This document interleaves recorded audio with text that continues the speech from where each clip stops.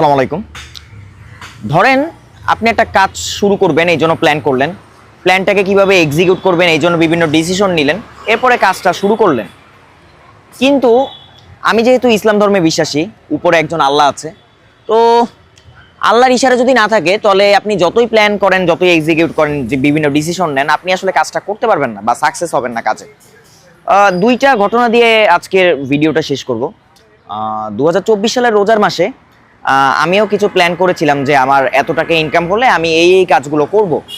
তো 2024 সালে আলহামদুলিল্লাহ আমি 47,000 টাকা ইনকাম করলাম। আমার মানে যতটুকু এক্সপেকটেশন ছিল তার চেয়ে কিছুটা বেশি।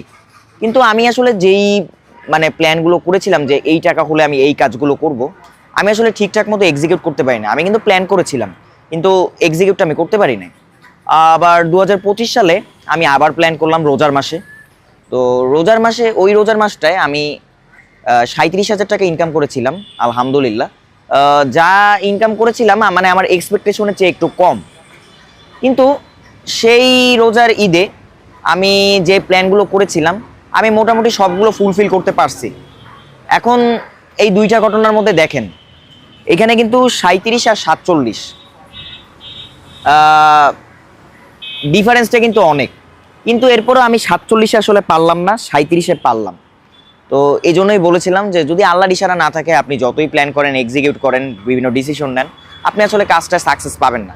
এটাই। আসসালামু আলাইকুম।